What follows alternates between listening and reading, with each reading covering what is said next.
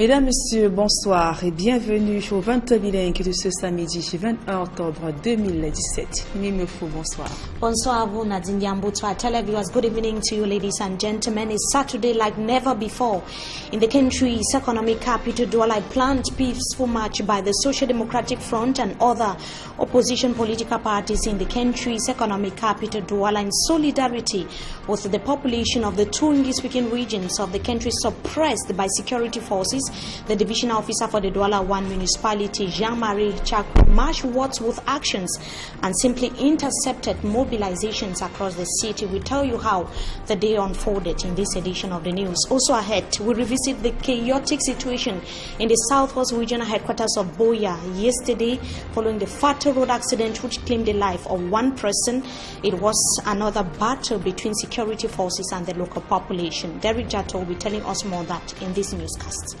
À la une de ce journal, Douala sous haute surveillance ce samedi. Les forces de l'ordre ont assiégé plusieurs quartiers carrefours stratégiques de la capitale économique Douala. Le SIF et certains leaders de l'opposition ont tenté de braver l'interdiction de manifestation et plusieurs d'entre eux ont d'ailleurs été interpellés et assignés à résidence forcée. Le film de cette journée est à suivre au cœur de ce journal. Et puis la ville des Éca garde toujours les stigmates du drame du 21 octobre 2016, un an après cette catastrophe ferroviaire. Les événements douloureux continuent de hanter les esprits des populations, des familles des victimes ainsi que des rescapés. C'est avec le cœur meurtri qu'ils ont commémoré ce samedi le premier anniversaire de ce triste événement. Voilà pour le sommaire.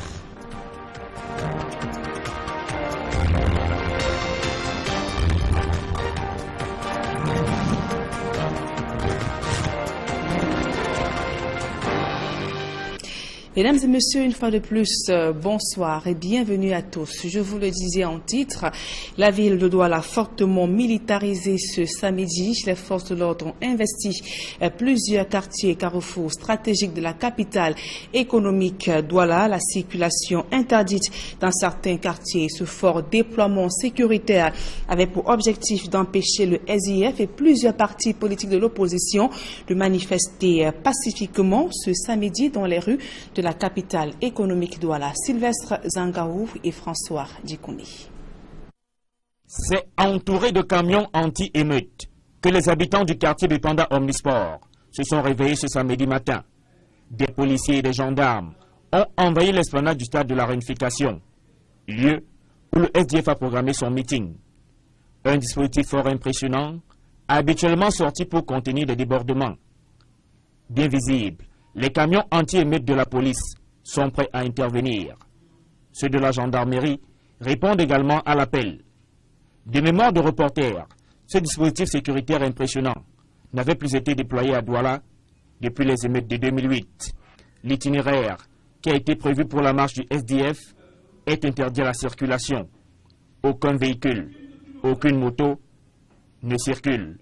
Les populations sont obligées de se déplacer à pied de Bepanda Omnisport jusqu'à l'école publique de Deido. On se lève ce matin et on trouve que partout est sec, on ne comprend rien du tout. On devrait au moins laisser les gens partir au travail d'abord. Moi, je viens même pas ici à Douala. Je suis que moi de passage. Je viens maintenant, je vois tout le monde marcher à pied pour arriver là où tu veux. Je demande que c'est quoi, on me dit que vraiment, qui a le SDF qui va défiler. Il fallait qu'on les attend là où ils vont commencer à défiler pour les arrêter. Comment temporiser une grande ville comme ça pour une seule personne? Ça c'est quoi? Non. Moi qui n'arrive pas à marcher, me voici en route pour marcher. Ça c'est quoi ça? On me veut contourner, tous les postes sont bloqués. Tous les entrées sont bloqués de l'histoire. Je ne comprends rien. Je me suis même arrêté là-bas avec les policiers là pour les demander ce qu'il ne va pas. C'est là qu'ils m'ont expliqué qu'il y a la marche de LDF. Je dis que je suis villageois, on connaissait, je contemplais aussi la voiture, que cette voiture-là n'existe même pas à Tchad. Le sous-préfet de Douala Ier, après avoir interdit la manifestation du SDF, avait annoncé que toutes les mesures seront prises pour empêcher ce parti politique de passer outre cette interdiction. Ce samedi 21 octobre 2017, le fort déploiement de la police et de la gendarmerie a donc été mis à contribution pour cela. Et cette tentative de marche initiée par les militants du SIF et ceux des partis politiques de l'opposition a été donc interrompue par les forces de l'ordre. Les manifestants dispersés par la police anti-émeute qui continue d'ailleurs de sillonner certains quartiers de la capitale économique Douala. Et Jean-Michel Nitieux, président régional du SIF dans le littoral, a été interpellé par les forces de l'ordre au lieu dit douche municipale ici à Douala et ramené de force à son domicile. Le président régional du SIF dans le littoral est placé donc sous résidence surveillée.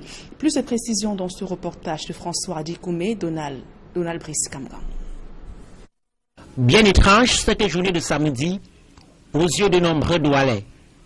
Route barricadée, remarquable déploiement militaire et logistique, forces mixtes, GSO, ESIR, GEMI, gendarmerie, bref, tout pour réduire la moindre mouche au silence. De H. Raphaël au carrefour école publique de Deido, les camions anti-émeutes écument les principales entrées. Vers 14h30,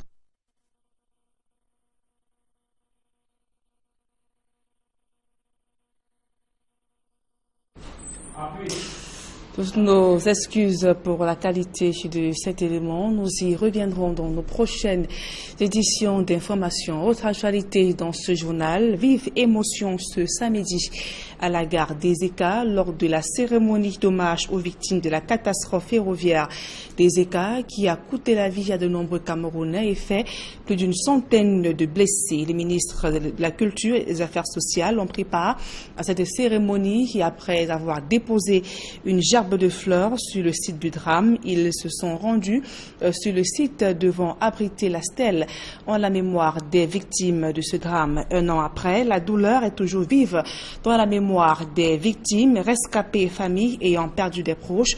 Le souvenir continue de hanter les esprits des populations de la ville des Eka. Dans ce reportage qui va suivre, Séverin Choubank et Flavien Palondongo reviennent sur cette folle journée du vendredi 21 octobre 2016. Vendredi 21 octobre 2016. Il est environ 7 heures.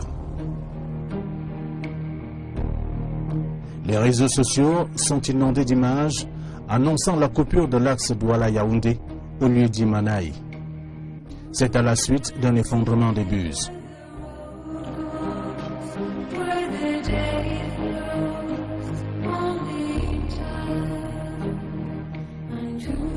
Le dernier véhicule à traverser a failli se retrouver sous les eaux.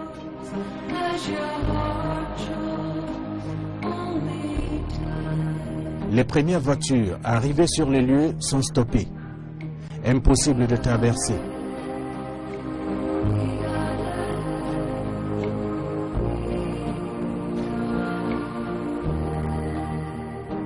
Vite fait, la nouvelle annonçant l'effondrement de la route va au-delà des réseaux sociaux et tombe dans les oreilles des autorités locales, ensuite celles des membres du gouvernement qui arrivent à Manaï les uns après les autres.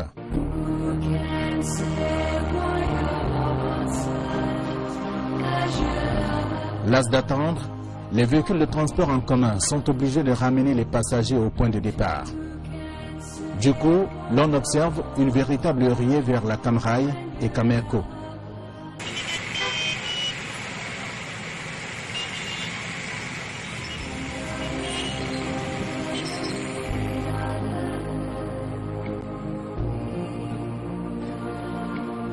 Et c'est à ce niveau que le ministre des Transports entre en scène. Le tout dans le but de faciliter la mobilité des passagers. Je prescris à la caméra, et compte tenu de la gravité de la situation, de mettre en œuvre des mesures spéciales additionnelles pour accroître la capacité de ces trains.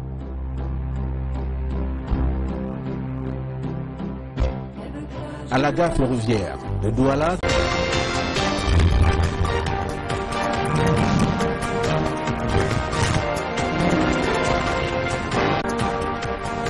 Mesdames, Messieurs, bonsoir et bienvenue au 20 bilingue de ce samedi 21 octobre 2017. Mimefou, bonsoir. Bonsoir, vous Nadine Yambutwa. Televiewers, good evening to you, ladies and gentlemen. It's Saturday like never before. In the country's economic capital, Douala, planned peaceful march by the Social Democratic Front and other opposition political parties in the country's economic capital, Douala, in solidarity with the population of the two English-speaking regions of the country suppressed by security forces. The divisional officer for the Douala 1 municipality, Jean-Marie Chakwe, marched with actions and simply intercepted mobilizations across the city. We tell you how the day unfolded in this edition of the news. Also ahead, we revisit the chaotic situation in the southwest regional headquarters of Boya yesterday following the fatal road accident which claimed the life of one person. It was another battle between security forces and the local population. Derek Jato will be telling us more of that in this newscast. À la une de ce journal, Douala sous haute surveillance ce samedi. Les forces de l'ordre ont assiégé plusieurs quartiers carrefours stratégiques de la capitale économique Douala. Le SIF et certains leaders de l'opposition ont tenté de braver l'interdiction de manifestation et plusieurs d'entre eux ont d'ailleurs été interpellés et assignés à résidence forcée. Le film de cette journée est à suivre au cœur de ce journal. Et puis la ville des Écarts garde toujours les stigmates du drame du 21 octobre 2016, un an après cette catastrophe ferroviaire, d'où les événements douloureux continuent de hanter les esprits des populations.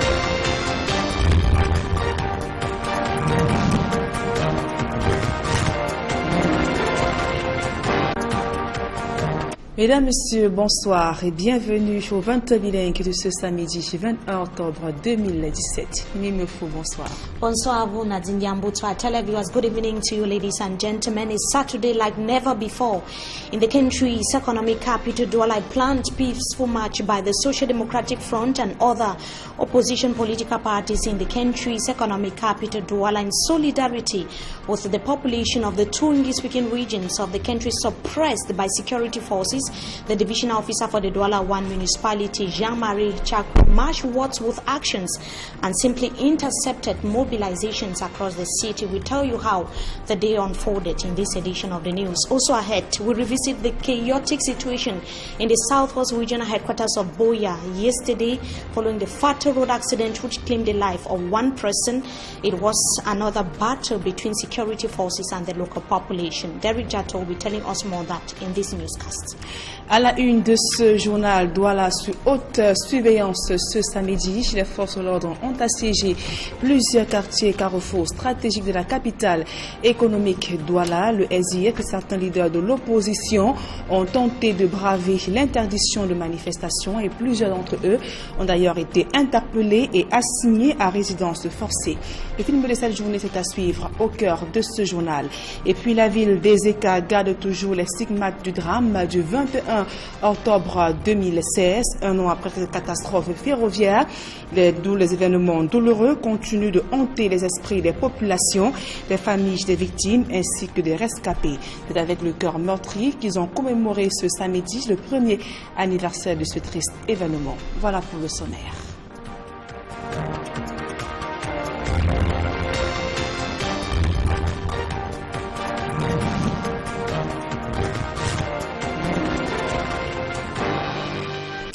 Mesdames et messieurs, une fois de plus, bonsoir et bienvenue à tous. Je vous le disais en titre, la ville de Douala fortement militarisée ce samedi. Les forces de l'ordre ont investi plusieurs quartiers carrefours stratégiques de la capitale économique Douala. La circulation interdite dans certains quartiers. Ce fort déploiement sécuritaire avait pour objectif d'empêcher le SIF et plusieurs partis politiques de l'opposition de manifester pacifiquement ce samedi dans les rues de la capitale économique Douala. Sylvestre Zangaou et François Dikouni.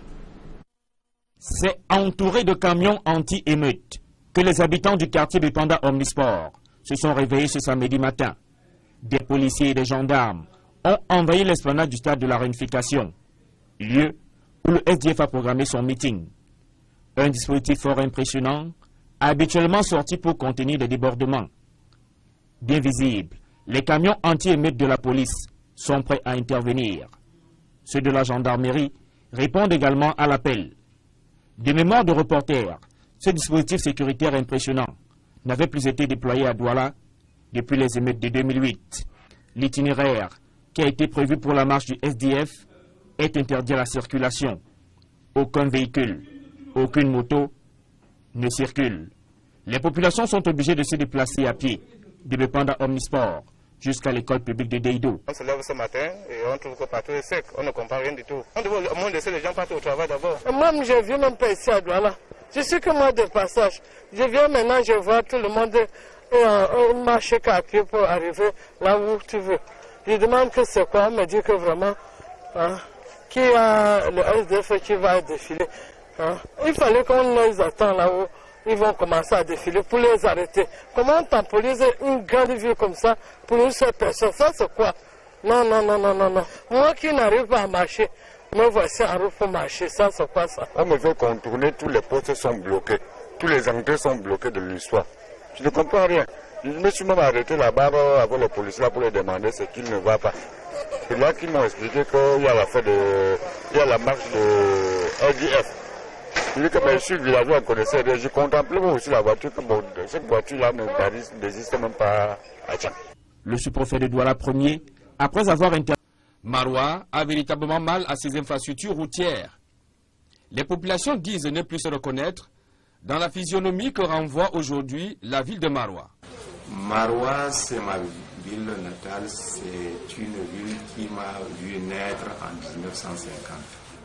Maroua n'a pas vraiment sa physionomie, c'est-à-dire d'antan. Les routes de Maroua, elles sont toutes impraticables. Une situation qui préoccupe le prophète du Diamaré, qui est d'ailleurs allé toucher du doigt cette dure réalité que vivent au quotidien ses administrés. De l'arrondissement de Maroua 1er à celui de Maroua 3e, l'état des routes est identique, surtout en saison de pluie, où de véritables lacs artificiels se forment sur la chaussée après chaque averse. Un doigt accusateur est pointé sur la communauté urbaine de Maroua, qui observe sans agir, d'après les habitants de Maroua. On demande au gouvernement de nous réparer la route. Le délégué du gouvernement, à ce qu'on voit, il est en train de recevoir externement. Un effort devrait être fait avec les peu de moyens que la communauté urbaine a. Ne serait-ce que verser la latérite là où ça ne passe pas. Lors de la tenue d'un conseil extraordinaire de la commune de Maroua 1er, un chèque de 50 millions de francs CFA venant du programme national de développement participatif a été présenté. Mais ce qui a le plus suscité l'attention du conseil municipal de Maroua 1er est son budget de l'exercice 2016-2017 qui se chiffre à 1,3 milliard de francs CFA. À présent, la deuxième partie de ce journal avec vous, Mimi Chimofo. Merci à vous, Nadine Yambo. To our televiewers, once again, good evening to you, ladies and gentlemen. We are going to begin right away with the solidarity walk of the Social Democratic Front. The march was in solidarity with the people of the two English-speaking regions of the country. That was today. Commuters that were simply denied access to the venue of the planned SDF rally that was at Bepanda Omispor, here in the economic capital, Douala, and other parts of the city. Roads were practically barred by security forces who were heavily deployed on the ground to frustrate every attempt by the opposition to march in Douala. Innocent Aze, who taught around some parts of the country's economic capital, Douala, is going to be telling us in the following report that he and the technician were held for several minutes by the security forces. His report. 5:30 a.m. Saturday, October 21, security forces comprising police and gendarmes surrounded Bepanda and the surrounding vicinities upon the instruction of the divisional officer for Douala 1, all in a bid to suppress the SDF Solidarity March scheduled for 1 p.m. despite its ban. All junctions and entrances, including streets, in every localities in Bepanda were heavily militarized, with police and gendarmes stationed at least after 100 meters.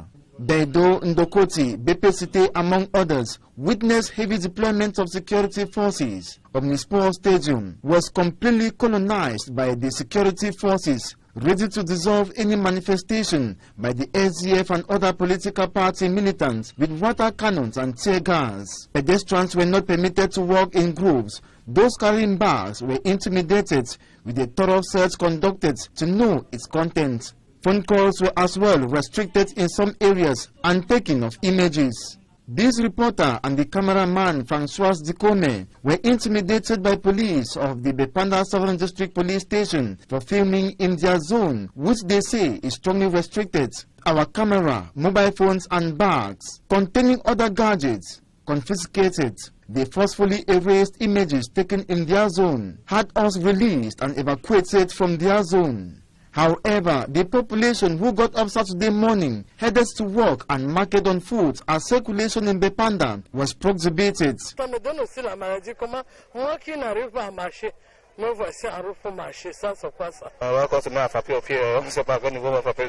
Strangers spent immense sums of money but could not get to their destinations. On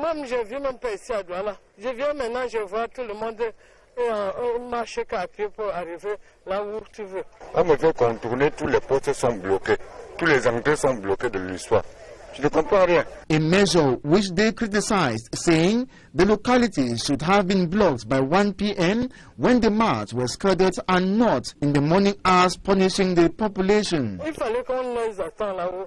Ils vont commencer à défiler pour les arrêter. Comment temporiser une grande ville comme ça pour une seule personne? Ça c'est quoi? Non, non, non, non, non, non. Ils devaient laisser les gens le matin, vaquer à leurs occupations, et à 13h, ils prenaient les dispositions pour sécuriser la marche. It is still unclear when Bepanda will be demilitarized this Saturday, especially when none of the actors or militants to take part in the Solidarity March has this far been seen. The divisional officer for the Douala 1 municipality had made it clear that the march was not going to take place after he prohibited the planned rally of the Social Democratic Front. It should be noted that the Social Democratic Front was going to march alongside the CPP, Manidem and other opposition political parties here in the country's economic capital, Douala, but they were simply being suppressed by security forces. Jean-Michel Ninche was intercepted at Douche Municipal and taken to his home. His home or his house was later surrounded by security forces. Once again, let's have more with Innocent Aze. Despite the heavy deployment of security forces with water cannons and tear gas everywhere in the Douala 1 subdivision to kill the plans and banned march of the Social Democratic Front Party, some militants of the SDF party in the littoral region determined to demonstrate even in hidden vicinities. A case in point was the holding of an enclave residence. He was arrested. Arrested in which way? He was brutalized. Before he was brutalized, we had some conversation with the police, and the police told us they are receiving orders from Yaoundé. I only have asked them to brutalize him, take him back.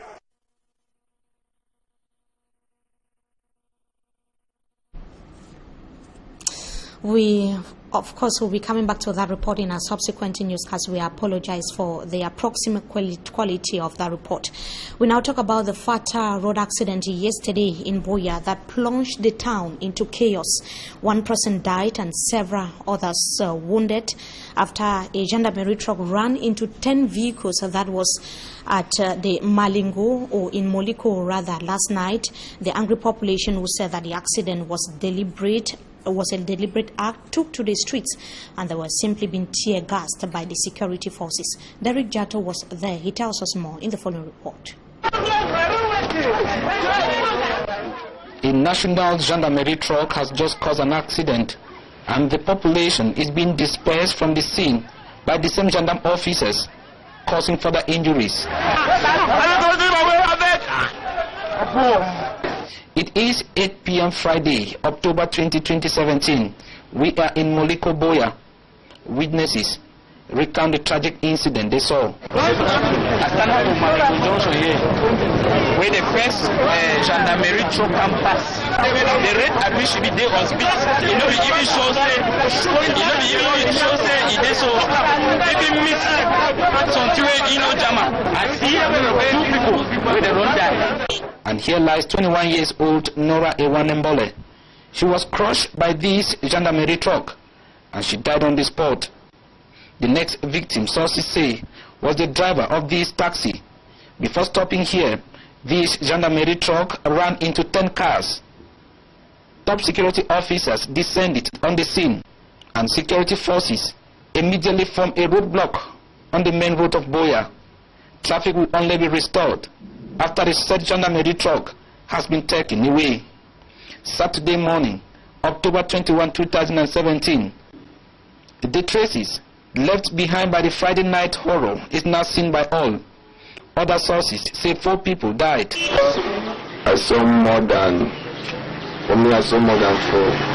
At the Buea Regional Hospital for verification, the hospital is heavily militarized. The forces are combat ready, telling reporters that it is forbidden to interview any of the victims of the said accident, standing firm on their point, even when the management of the hospital told the gendarmerie that it is the right of the public to know what happened. At press time, hospital sources say 4 victims with injuries were brought in last night into the hospital, and that the hospital has not received any corpse. At Ewanenora's Muliko's residence, the family is gripped by the grief.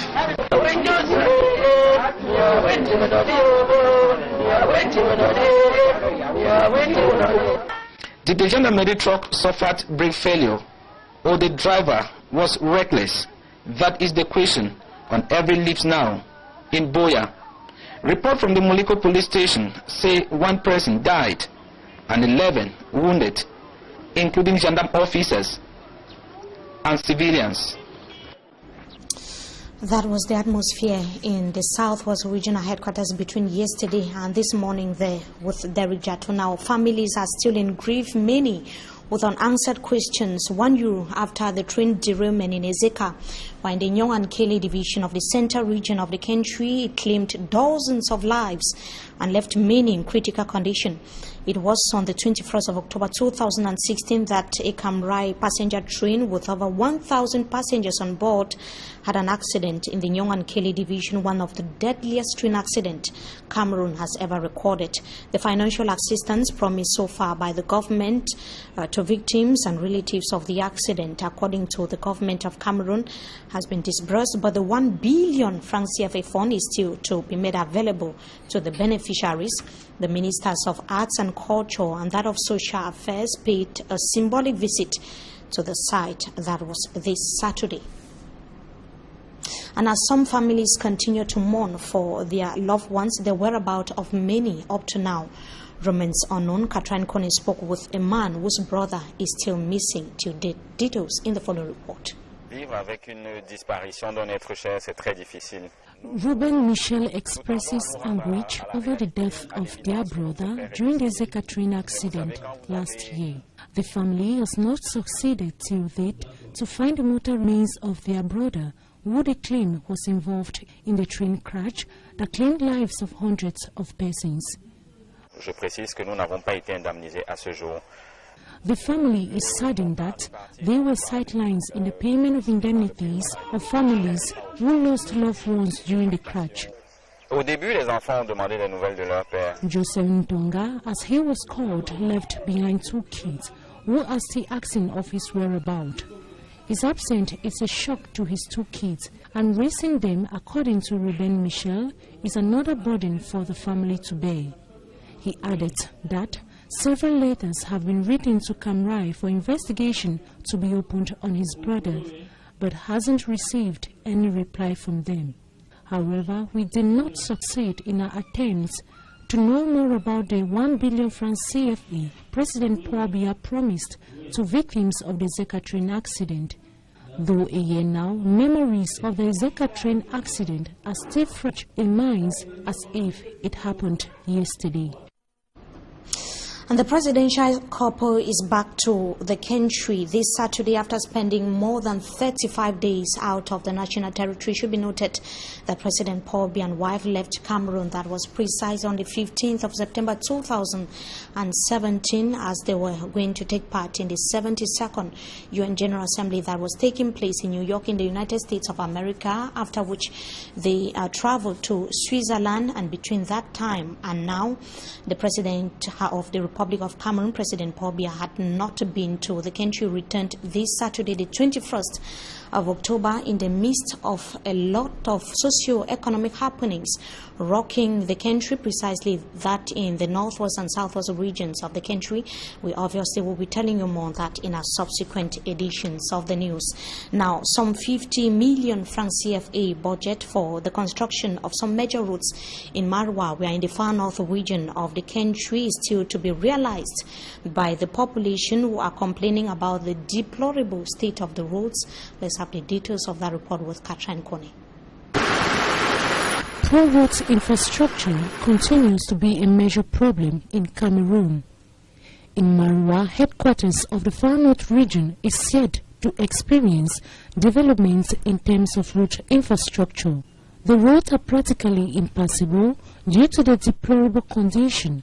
It is a nightmare during the rainy season as major roads turn into rivers, and in the dry season, the road becomes dusty.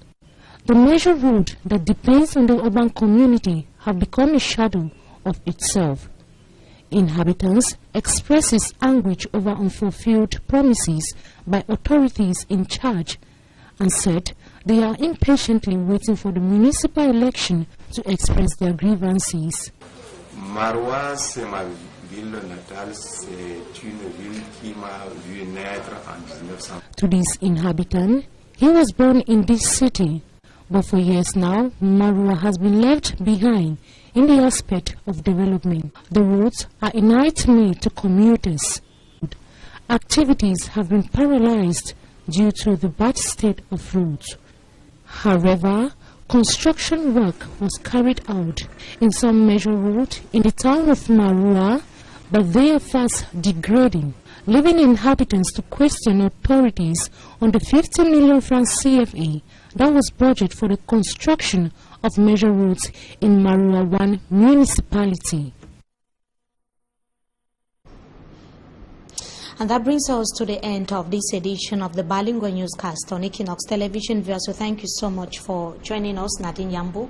Good evening to you once again. Bonsoir, Mimi Chimefo. Mesdames et messieurs, c'est la fin de ce journal. Toute la rédaction centrale d'Equinox Télévision, par ma voix, vous dit merci d'avoir suivi ce journal et bonne soirée à tous et à toutes.